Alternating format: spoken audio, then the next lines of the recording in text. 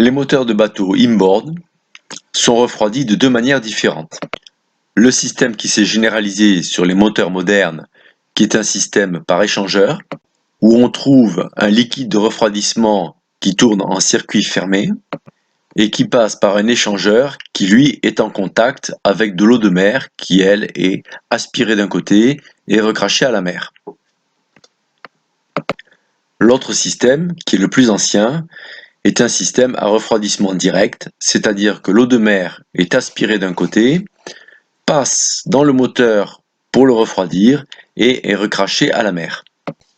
Même si ces moteurs sont conçus pour fonctionner à une température relativement basse, cela n'empêche pas l'eau de mer de laisser un dépôt de tartre dans le moteur.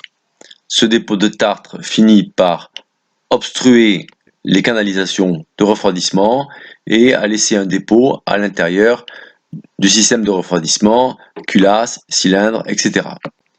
Je vous propose ici un système, un montage pour détartrer un moteur de ce type-là, c'est-à-dire un moteur à refroidissement direct.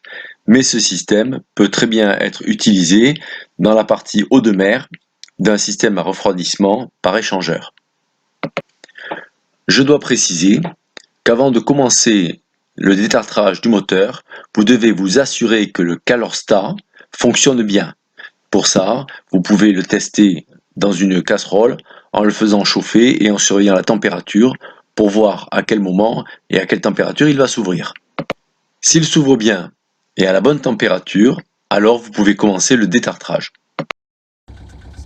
Bien, nous allons tenter de détartrer un Volvo 2002 à refroidissement direct eau de mer.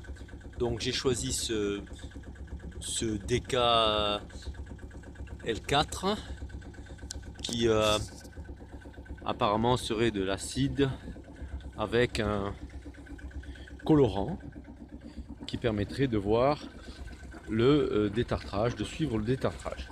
Donc en extérieur, j'ai fait un montage avec une bassine dans laquelle plonge un tuyau. La couleur est rose, elle redevient jaune à mesure que ça se détartre. Donc ici en intérieur,